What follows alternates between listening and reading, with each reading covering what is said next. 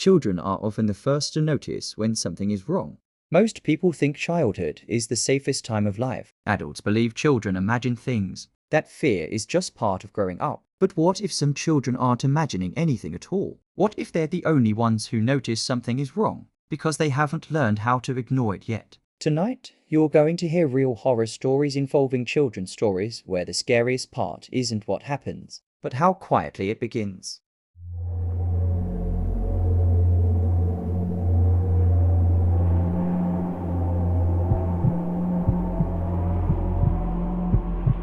I remember this night like it was yesterday, even though I'm 26 now and it happened when I was 12. My parents left me home with my 18-year-old brother Zach for the night, and at first I was excited because it was just me in the big house, which felt like huge freedom at the time. Zach told me he was going out for a few hours with friends and made me promise not to tell mom and dad, which I agreed to because I trusted him, and also why wouldn't I want the place to myself? He would get in huge trouble if my parents were to find out, and he knew that. At first, I thought it would be fun to be alone, especially on a weekend night. I ended up in the den where I decided to watch a scary movie. At that age, while home alone, not the best idea, which I learned the hard way. I had never been home alone for this long before, especially at night, and honestly, halfway through the movie, I started getting scared. Not entirely because of the movie itself, but because of the way the house sounded. The random creaks in the floor, the wind brushing against the windows, even the fridge clicking on periodically. Every time the movie made a loud sound, I would flinch, and I would look over my shoulder to behind the couch to the half flight of stairs that led to the main floor, expecting to see someone there. Eventually, I couldn't take it anymore, and I didn't know why I was subjecting myself to scaring the crap out of myself. I turned off the TV and ran upstairs to my room like a scared little kid running from imaginary demons that follow you the second you turn off the lights.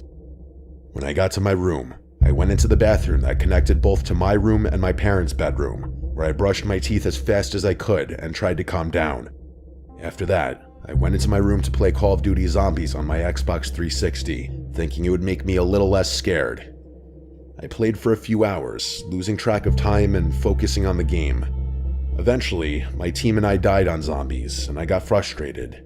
I decided it was late and I should go to sleep though. Not long after that point, I felt the vibration of the front door closing, and I assumed it was Zach coming back. I lay there awake, listening to the sounds of my brother moving around downstairs, which was odd because usually when he'd get home, he'd go right upstairs to his room. But there were weird sounds coming from downstairs for too long where it started getting unusual. They were subtle, little footsteps or indescribable thumps and thuds. I felt my stomach start churning a little. That stupid idea to watch that scary movie was really getting to me. I got up and went to the window to look outside, expecting to see Zach's car in the driveway where he usually parked, but it wasn't there. That's when the real panic set in. I had no cell phone at the time, I was only 12, so I had no way to contact my parents or Zach without leaving the bedroom and going to one of the house phones, which felt impossible at that moment. I quietly tiptoed to my bedroom door to confirm that it was locked, knowing that the lock could be unlocked from the other side with just a fingernail. I knew that if someone wanted to get in, they easily could. I looked around and decided the only safe place to hide was the small crawl-in closet built into the wall of my room. I squeezed inside, shut the door carefully from the inside, and tried to calm myself as I listened. It was at this point that I vividly remember hoping that I was just being overly paranoid and that it actually was Zach. Maybe he parked on the side of the house instead. Seconds later, I heard someone fumbling with the door, trying to get in. And then moments later, the door opened. The person was inside my room, and I had no idea who it was or what they wanted. I stayed completely still, listening to footsteps moving around my room, feeling the floorboards creak beneath the weight of someone walking, and hearing things being moved and shifted around. Every second felt like an eternity. I was terrified that the closet door could open at any second and I could be dead. I still prayed it was my brother, but I stayed quiet, barely breathing and hoping that whoever it was would leave. I could hear them dragging something across the floor at one point, which made me even more nervous. I felt like hours had passed, though it was probably only minutes. Eventually, I heard footsteps receding and moving away from my room. I stayed in the closet for what seemed like forever, likely 2 hours, until finally, I heard Zach calling my name from across the house. His voice sounded urgent and pissed off, and a few moments later, he came into my room and called my name again. I stepped out of the closet, and the first thing he did was yell at me, asking what I was doing in there and what I had done to his room. It was this moment that confirmed to me that it was in fact not my brother who was in the house. I explained the situation as quickly as I could, still shaking and unable to stop my hands from trembling. Once he understood, we both got up and started looking around the house together. That's when we realized how bad it really was. Drawers had been pulled out, some of our electronics were missing, including TVs and gaming consoles. It was clear someone had been through the house and had taken things that were valuable. Zach immediately called the police, knowing that this was serious, and we waited together, still on edge, checking doors and windows to make sure nothing else was taken. The police came and made a report, writing down everything that was missing and asking us questions about what happened. They told us they would investigate and that we should wait for our parents to get home. Around 4 a.m., our parents arrived. My dad was furious and went straight for Zach, smacking him square in the face for being such a careless idiot. Not only leaving me alone, but leaving the front door unlocked. My mom checked on me, gave me a hug, and told me she was just glad I was safe. Zach was forced to pay monthly rent from that point on to slowly pay back for all the things that were stolen and treated with extreme caution after that night. I, on the other hand, was not punished at all. I was just shaken up, terrified of what had happened, and the whole experience stuck with me for years. Every time I thought about it, I could feel the fear all over again, remembering hiding in that closet and hearing someone walking around my room, not knowing if I would make it out alive. It was by far the scariest experience of my life, and it has stayed with me even now.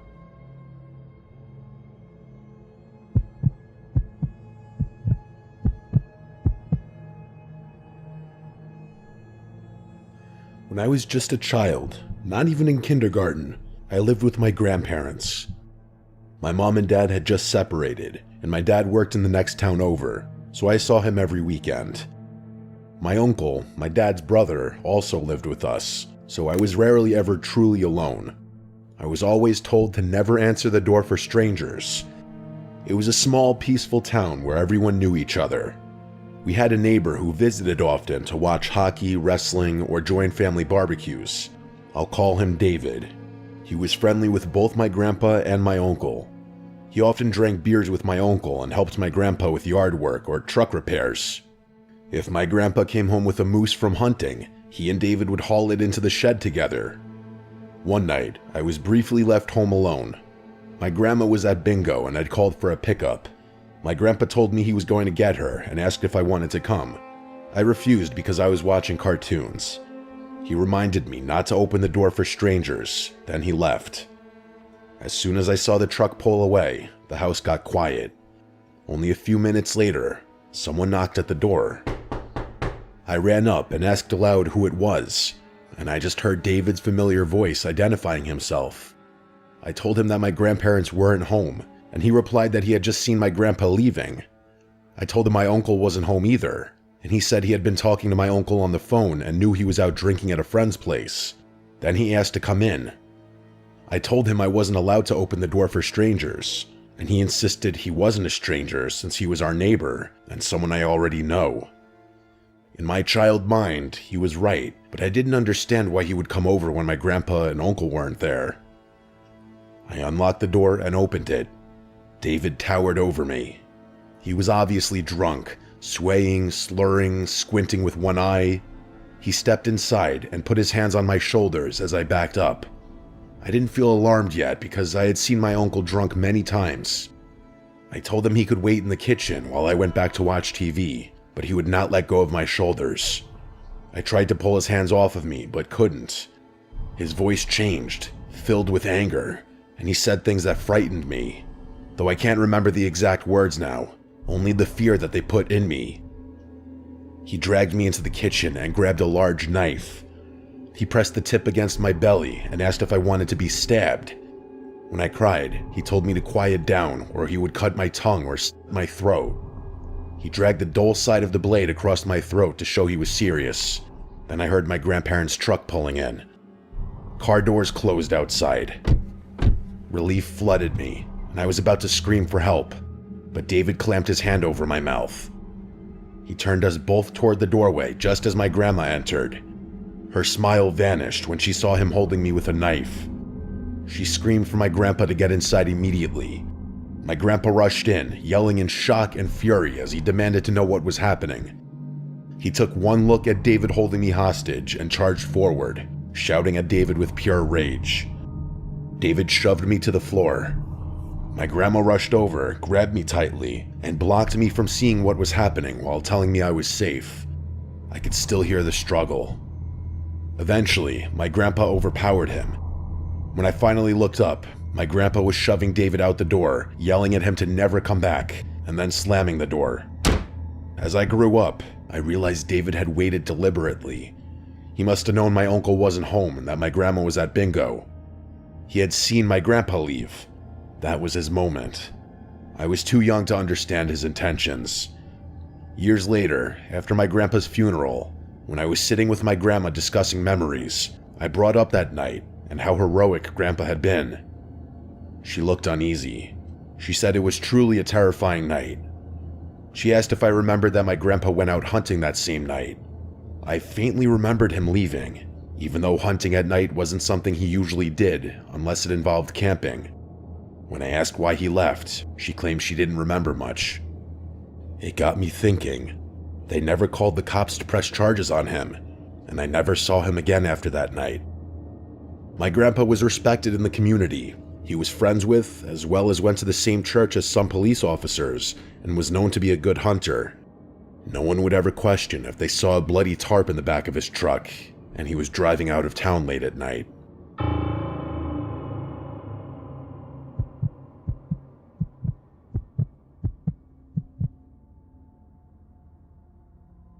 This story happened a few years ago during spring break in 2020 when I was 15.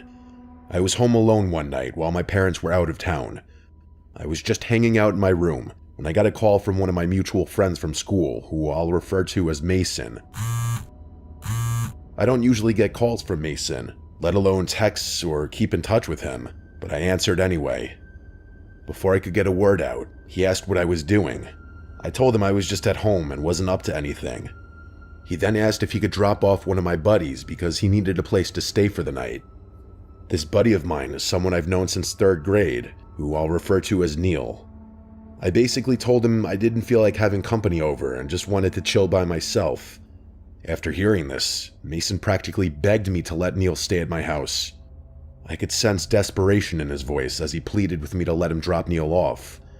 I was still reluctant at first, but then Mason told me he'd let me use his weed pen if I let him drop off Neil. After he said that, I caved and told him they could pull up. Looking back, I realized how dumb I was to let something like that persuade me, considering what happened next, but I was a stupid pothead at the time, so what can you do? Neil has always been very outgoing, almost with zero filter, and he doesn't care what others think about him. So when I heard from my brother and other friends the week prior that he had started acting really weird in his classes, I didn't think much of it at first. I asked my brother to elaborate, and he told me that Neil would sometimes start laughing or clapping out of nowhere, even if the classroom was completely silent, and he would sometimes say very strange things to people for no reason, like claiming the basketball coaches were Freemasons trying to convert him. After hearing this, I realized Neil wasn't acting normal, and it wasn't until he and Mason arrived at my house that I understood how bad it really was. I met Mason and Neil at my front door and greeted them like any other day. I hit Mason's weed pen as promised and gave it back. As Mason was about to leave, he grabbed Neil by the shoulders in a very serious way, tears forming in his eyes, and he pleaded with him not to do that thing. Neil looked at him blankly and casually responded that he understood. I really should have asked what was going on, but for some reason, I didn't, and I let Neil inside as Mason left. After I closed the front door, the first thing Neil asked me was whether all the doors in the house were locked. Red flags immediately went off in my head, and I knew I had just gotten into something bad. I told him they were locked and asked why. He asked me to check, so I led him down the narrow hallway by the front door to show that the back and laundry room doors were both locked. He didn't say anything after I confirmed it, and we stood in silence for a few seconds. Then, out of nowhere, his hand shot up like he was raising it, and he put on this eerie, toothy smile that I can still see clearly in my mind. He held it for a few seconds before lowering his arm without saying a word. I forced a fake chuckle to make the situation seem less weird. Then, Neil asked for some water, so we went to the kitchen. As I grabbed bottles from the fridge, I noticed him lingering by the drawer with silverware, including the knives. I watched as he slowly opened the drawer and reached for a steak knife. Without thinking, I ran over, grabbed his hand before he could take it, and slammed the drawer shut. Neil didn't react or move. He just stared at me and let out a chuckle like he was pretending it was a joke. At that moment, I could feel my heart pounding in my ears, and I was frozen in fear. The kind of fear people describe in life or death situations. I had never felt like my life was in danger until that moment, and I could only focus on how I was going to get Neil out of my house. He finally broke the silence by suggesting we go to the park in the neighborhood. I agreed as if nothing happened. We walked to the laundry room leading to the driveway, and I intentionally let him out first. I told him I needed to put shoes on, which I did. He paused and subtly looked disappointed, telling me to hurry up. I shut the door, locked it immediately, and called my brother to explain what had just happened. After finishing the call, I grabbed every knife in the kitchen and brought them upstairs to my room. Keep in mind, I was stoned at the time, so my decision-making wasn't perfect, but I knew I needed to prevent Neil from forcing his way back into the house. My brother arrived with 3 friends in less than 5 minutes, and they met Neil outside. I stayed inside for a few minutes, nervous, then went out. My brother and friends were talking to Neil, who was rambling about the school's basketball coaches being in the Illuminati and claiming they would sexually assault the boys on the team to make them play better. He continued talking nonsense for a few minutes. Then we decided to get him home, because there was no way I was letting him stay under my roof after what had happened. One of my friends eventually took Neil home, even though he insisted he couldn't go because he believed his dad was going to kill him. After all of this, I called Mason to ask what Neil had said to him that made him act that way, and Mason explained that during the car ride, Neil had been reading a manifesto claiming he needed to kill himself or someone else to prevent his dad from trying to kill him. Mason had panicked and just wanted to get rid of Neil, which explains why he sounded so desperate to drop him off at my house earlier. After hearing this, I lost my mind and asked Mason why he would just dump Neil at my house without warning me, though I knew part of the fault was mine for not asking sooner. Later, it was revealed that Neil had taken drugs he shouldn't have, which triggered schizophrenic episodes and caused him to hear voices. About a month later, I told my mom the story, and she was not thrilled, to put it lightly. Needless to say, I avoided something truly horrific that night by being on edge when Neil entered the house, and I still think about what could have happened if I hadn't paid attention to him in the kitchen.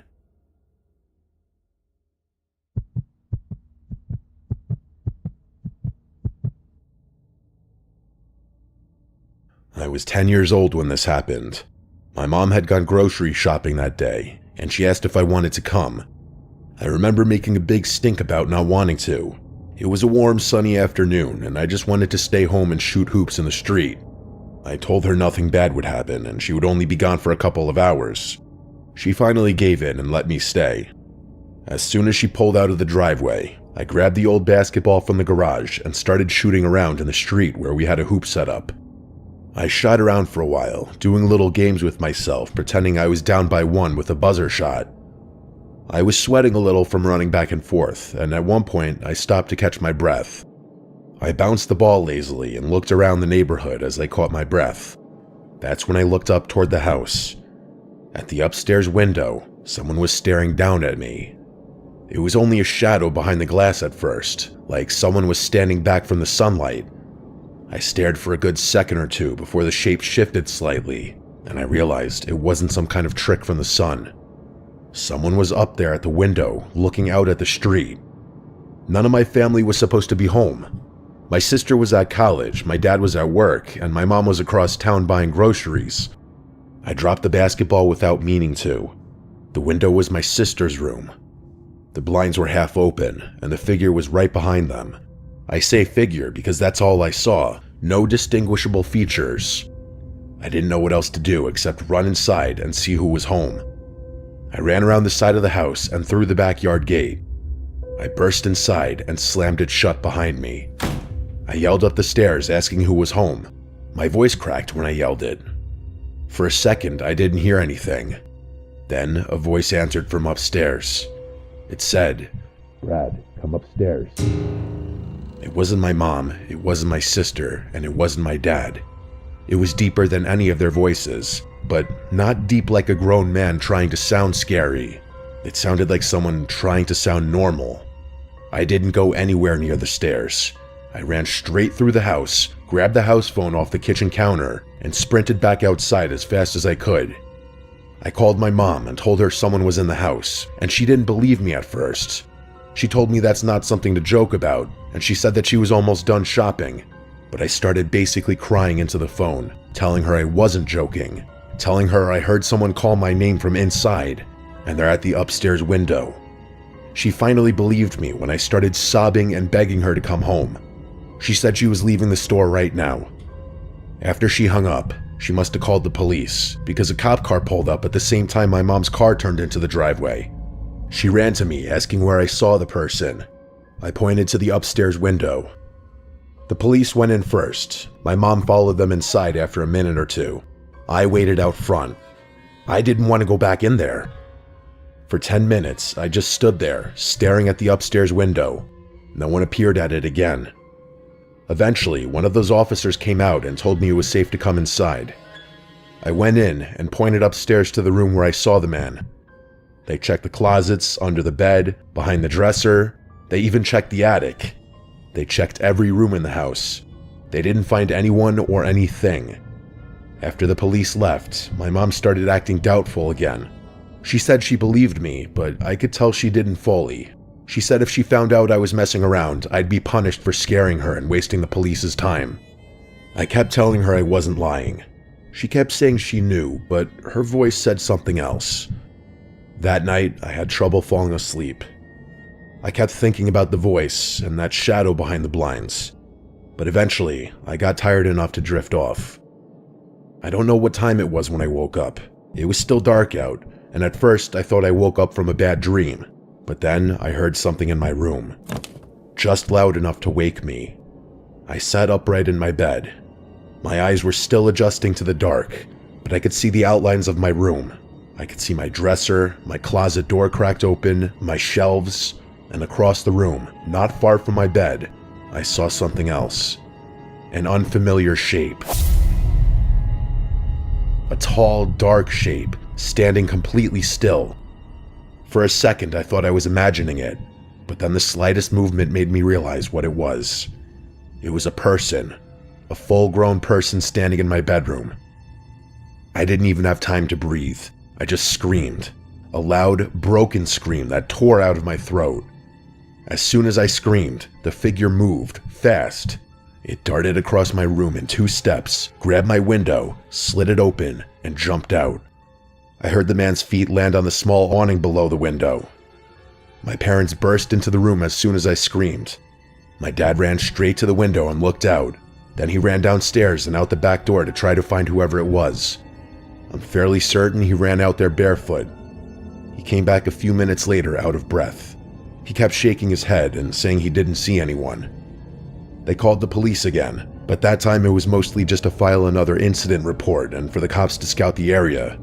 We don't know how long he was in the house. All I know is he was inside during the day, long enough to know my name, and he was watching me from my sister's window, and he stayed in the house until nightfall. That, or he snuck in and out of the house through my bedroom window by climbing up on that awning. Either way, he was in my room while I slept, standing there in the dark. Who knows what else he did while he was in the house? That's the scariest part.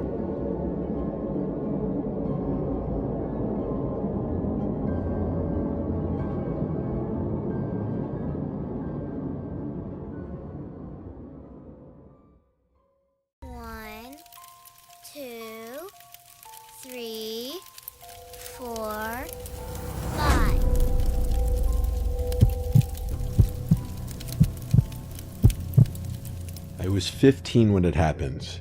It was a Friday night in late September, just starting to get cold where I lived. My parents went out to dinner with some family friends, and they said they would not be home until late. I had the house to myself. I invited over my neighbor and best friend Chris. He was the same age as me and lived across the street. We usually hung out in my basement and played games or watched movies, but that night we got bored. At some point, he brought up playing hide and seek. It sounded dumb at first, but we had done it before with a group, and it had been fun. The house was small, but it had a lot of places to hide, especially in the dark. We turned off most of the lights to make it scarier. The only light on was in the kitchen. The rules were simple. No going outside, no going into the attic or the crawl space. Basement, bedrooms, closets, and under furniture were all fair game. Chris wanted to hide first, so I covered my eyes in the living room and counted to 50. I could hear him running at first, and then silence. I finished counting and announced that I was coming. I started in the kitchen since it was right there, but there was nowhere good to hide. I checked behind the basement door, then down the hall. I looked in the bathroom. Empty. I opened the closet near the front door. Nothing. I went upstairs. The floor creaked under me, and every little sound made me tense. I checked my parents' bedroom first, looking under the bed and behind the dresser. Nobody. I went down the hall into my room. It was messy, but not enough for Chris to hide well. I still checked the closet and under the desk. Nothing. That left the guest room at the end of the hall. The door was cracked open. I pushed it slowly, expecting him to jump out and scare me, but the room was dark and quiet. I stepped inside and scanned around. I bent down to look under the bed. Nothing. I opened the closet door. Empty. At that point, I thought maybe he was in the basement, so I went back downstairs. I checked behind the laundry machines and in the storage space under the stairs. I was about to give up when I finally found him curled up behind some boxes. He laughed and asked how long it had taken me. I told him way too long. Then we switched. He counted and I hid. I went upstairs and slid under the guest bed, pulling the bed skirt down to cover me. My heart raced while I lay there in the dark. I heard him come upstairs a few minutes later, his footsteps slow and heavy on the floor. He opened the bathroom door first, then he stepped into my parents' room. After a while, the footsteps came down the hall toward where I was. I could hear him breathing as he walked into the guest room. He stopped near the bed. I held my breath. His shoes shuffled against the carpet. Then silence, a long silence. I thought he had figured it out and was about to yank up the bed skirt, but instead, he walked out. I lay there a few more minutes, waiting to hear him call that I had won, but the house stayed too quiet. Finally, I crawled out. I went downstairs expecting to find him on the couch, but he wasn't there. I called out that the game was over. A voice came from the basement saying he was down there. I thought he was messing with me. I walked to the basement door, opened it, and shouted down the stairs.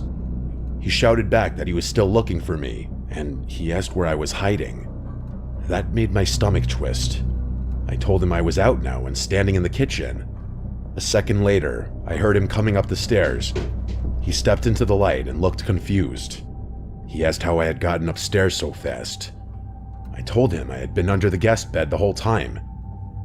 He frowned and said he could have sworn he checked that room, and he heard someone moving inside. He said he thought he heard breathing. I told him I stayed perfectly still. We argued a little, but then we just shrugged it off.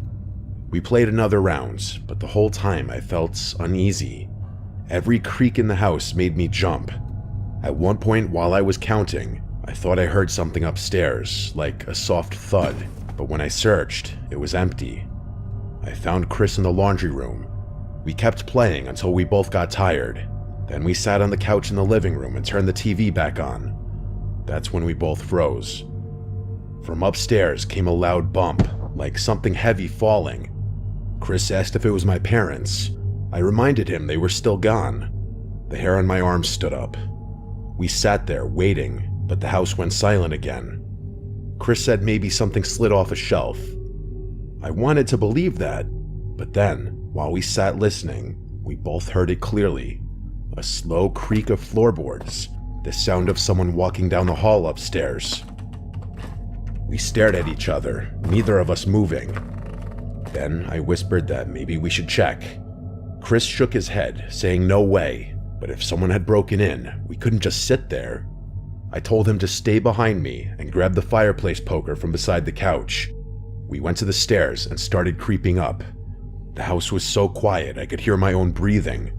The steps groaned under our weight. When we reached the top, I pointed toward the guest room. The door was closed now. I knew for a fact I had left it cracked open. We stood there frozen. Then from behind the door came a sound, a slow dragging noise, like fabric sliding across the carpet. Chris whispered that we should leave. I wanted to, but curiosity and fear kept me in place. I raised the poker and reached for the knob. When I tell you my hands were shaking, I'm not just saying that to be dramatic for the story. I pushed the door open fast. The room was dark, but the shape of the bed and the dresser were visible. Nobody was there. The closet door stood half open. I moved closer as Chris stayed in the doorway. I yanked the closet door open. Inside was nothing but coats and boxes. We both let out shaky laughs, pretending it was all in our heads. But then, just as we turned to leave, we heard another sound. This time it wasn't upstairs. It was downstairs. The sound of the front door opening and closing. We froze again. Chris whispered that someone was in the house. I felt my stomach drop. We ran down the hall and crouched in my room with the lights off. I held the poker tight. We listened, and at first there was nothing. Then there were faint footsteps on the first floor. I wanted to call the police, but my phone was on the couch where we had been sitting. I whispered that maybe we could sneak out the window, but it was too small. The only way out was down the hall past the stairs. The footsteps moved closer. We heard the basement door open, then the steps went down one by one. We both exhaled in relief. Whoever it was had gone into the basement, so we took that time to run. We sprinted down the stairs through the kitchen and out the back door into the yard. We didn't stop until we reached Chris's house across the street. His parents were home, and when we told them what happened, they called the police. The officers searched my house from top to bottom. They found nothing. No signs of forced entry or anyone hiding in the basement. They told us it was probably just the house settling, or our imagination running wild while we played. But Chris and I both knew what we heard. We knew someone had been inside. For weeks after, I couldn't sleep well. Every creak made me think someone was in the hallway. That was the last time I played hide and seek ever. We're too old for it anyway. Chris and I never talked much about it again, but sometimes when we look at each other, I can tell we're both remembering that night. The night hide and seek turned into something else. Even now, years later, I still think about the sound of the closet door, the dragging noise in the carpet, and the footsteps on the first floor. We never found out who it was. Maybe a burglar who realized we were still home. Maybe someone who slipped out when we ran. All I know is that playing hide and seek that night showed us just how scary it is to realize you aren't alone in your own house.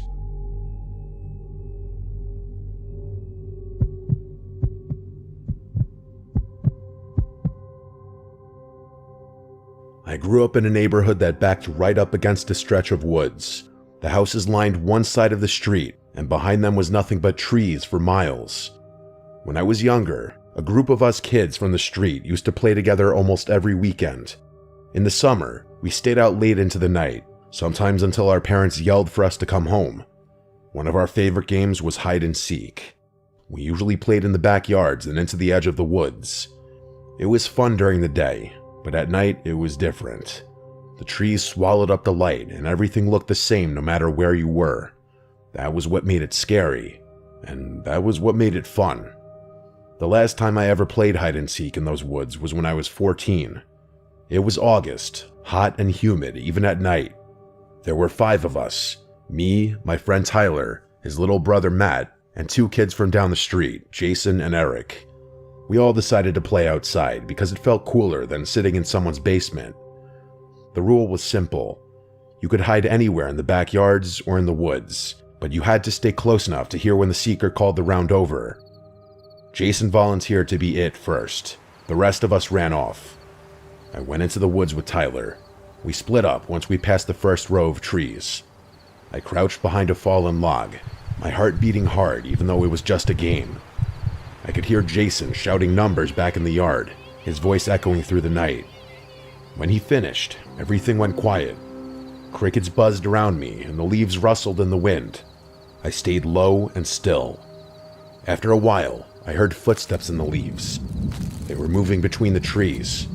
I thought it was Jason. I held my breath and waited for him to pass. The footsteps stopped not far from me. Whoever it was stood there. I waited for them to call out or move again, but they didn't. I felt my skin prickle. I almost whispered to ask who it was, but then I remembered the rules. If I gave myself away, I would lose, so I stayed still. Finally, the steps started again. They crunched through the leaves, moving deeper into the woods. I listened until I couldn't hear them anymore. I peeked over the log, but it was too dark to see far. The moonlight only lit up the tops of the trees. I stayed hidden a few more minutes before I got tired of waiting. I crawled out and started creeping back toward the yards. As I walked, I heard Jason calling that the round was over and everyone should come out. I hurried back and found the others already in the yard. Jason had found Tyler and Eric, but not me or Matt. Matt came running out of the woods a minute later, covered in dirt. He laughed and said nobody would have found him. I told them that I had been behind the log and almost got caught when Jason walked right past me, but Jason looked confused. He said he never went that far into the woods. He said he only circled near the first trees and then found Tyler crouched by a fence. I squinted my eyes in confusion and then asked who it was that walked by me, but everyone just shrugged. We brushed it off and kept playing. The next round, I was seeker. I counted loud against a tree while the others scattered. When I finished, I searched the yards first. I found Eric hiding behind a shed and Tyler in the bushes. Then I went into the woods to look for Jason and Matt. The woods were quiet except for the bugs. My flashlight beam swung through the trees. I listened carefully, trying to catch movement. After a while, I spotted Matt crouched near a tree trunk. I shouted that I had him, and he ran back laughing. That left Jason. I searched deeper, calling out that I was coming. That was when I heard it again, the footsteps. The slow, heavy footsteps moving in the dark. They came from just ahead of me. I shined the flashlight that way, but the trees were thick. I walked slowly, trying not to make noise. The footsteps stopped. I waited. Now, admittedly, I was getting a little nervous. Then I heard Jason call from behind me that the round was over. I spun around. He was already walking back to the yard. Confused, I asked if he had just been ahead of me. He said no. He had been hiding closer to the house the whole time. I felt my stomach twist. Twice now I had heard someone moving through the woods who wasn't one of us. I told myself it was probably an animal, but the steps had sounded human. Too heavy to be a raccoon or a fox, even a deer. We played a few more rounds. Every time I hid, I couldn't shake the feeling that someone else was out there.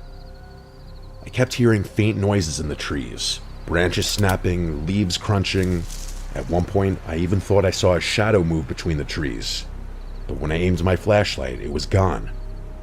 The others didn't notice anything. They just kept laughing and running. I tried to act normal, but I couldn't shake the nervous pit in my stomach. The last round of the night, Jason wanted to hide in the woods again. We all split up like before. I didn't want to go too far, so I stayed near the edge. I crouched low in the tall grass. I could see the faint glow of the porch lights through the trees. I heard Jason's faint voice in the distance counting. When he was done, there was once again silence. After a few minutes, I heard something that froze me in place. It was whispering. A low voice, too soft to make out the words, but it was close. My whole body tensed up. I peeked over the grass, but the woods were empty. I listened hard, but the whispering had stopped. A moment later, I heard footsteps again. They moved past me and into the trees. I lay trembling. That was when Jason called that the game was over. Everyone else came out, laughing and brushing dirt off themselves. I walked back slowly, my heart still racing. I told them I had heard someone whispering, but they all just laughed and said I was trying to scare them. I didn't argue, but I knew what I heard. We sat in Tyler's yard after that, drinking soda and talking. That was when Matt asked if anyone else had noticed the man. We all stopped and looked at him. He said while he was hiding, he thought he saw a tall man standing in the woods. He said the man didn't move, just stood there watching. Jason told him he was crazy. Eric laughed it off, but I felt sick because I believed him. We ended the night soon after. Everyone went home. I lay in bed that night, staring at my ceiling, unable to sleep. I kept hearing the whispering in my head, the slow crunch of footsteps in the leaves. I never played hide and seek in the woods again. Even now, years later, whenever I hear leaves crunch underfoot in the dark, I think back to that night. I think about that man that Matt said he saw. I think about the footsteps that weren't Jason's, and the whisper that I still can't explain. Maybe it was a stranger passing through. Maybe it was someone who lived out there. All I know is that when you hide in the dark woods, you never really know who else is hiding with you.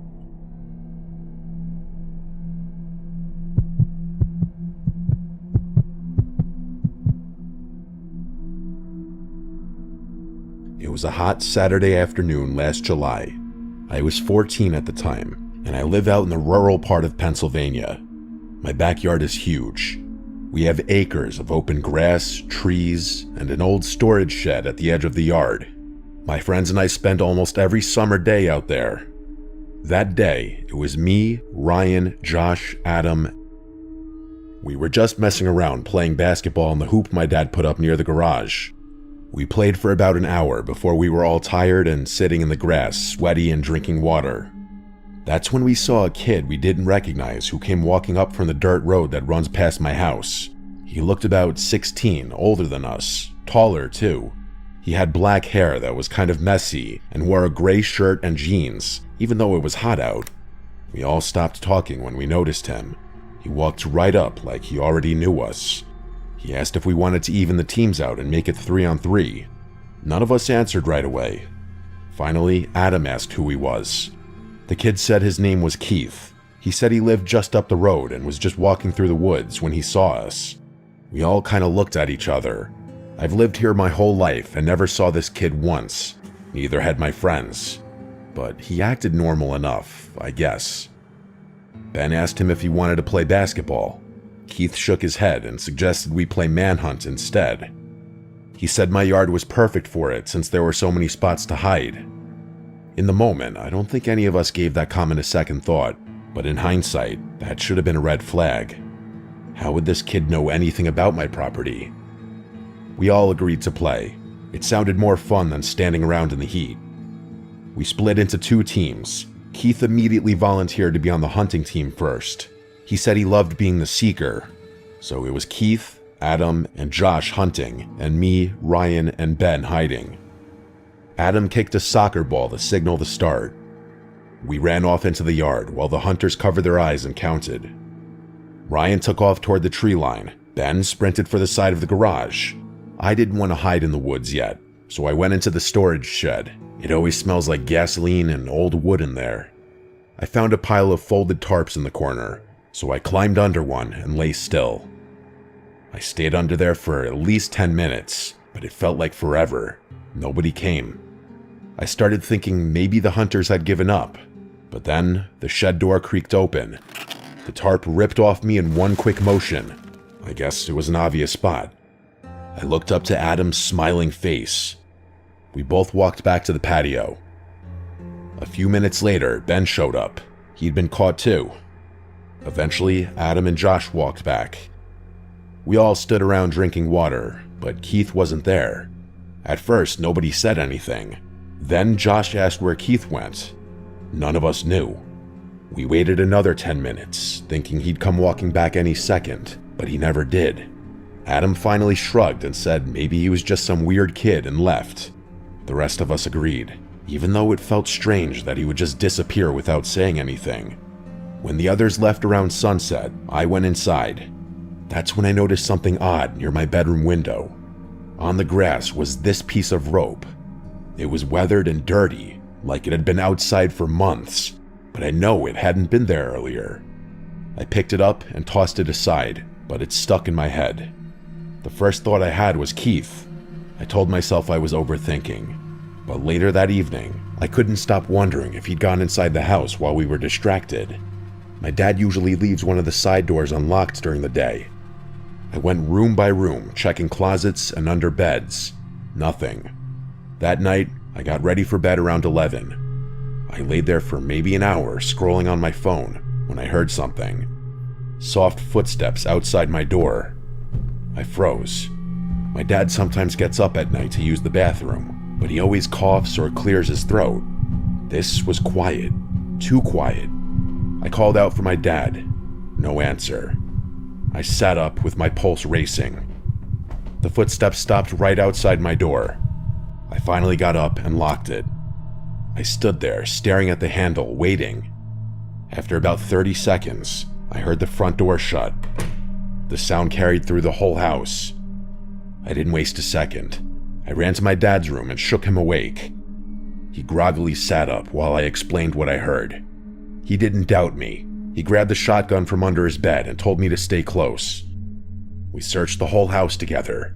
Every closet, the basement, the garage. He even went outside and walked the property with a flashlight, but he didn't find anything. We locked every door and window after that. The next day, I told my friends, and they all laughed it off, saying Keith was probably just some weirdo passing through. But Ryan admitted he thought Keith was strange too. He said Keith barely talked during the game. He just stared at people. That night, I couldn't sleep. Around 2 in the morning, a scratching sound woke me up. It was coming from my bedroom window. I froze, staring at the blinds. The scratching was slow, like someone dragging a stick or nail against the glass. I didn't want to look, but I couldn't stop myself. I carefully bent one of the blinds open just a crack. On the other side of the window was a figure. I couldn't see his face, just the shape of someone standing inches away in the dark. I jumped back and screamed for my dad. I ran into the hallway, shouting until he came out of his room. He didn't hesitate. He ran outside with a shotgun, firing 2 rounds into the air. I heard him yelling that he'd shoot whoever was out here if they came back. The figure at the window was gone. The rest of the night, I didn't sleep at all. I sat in the living room with the lights on while my dad stayed up too. The next morning, he told me he thought Keith had been the one messing with us. He said if that kid showed up again, he'd shoot him. I know he wasn't fully serious, but that's just how my dad is. He said that kid isn't welcome anywhere near our house ever again. As far as I know, Keith never came back. But sometimes when I'm outside at night, I think about that rope by my window, and I wonder what he was planning to do if I hadn't woken up when I did.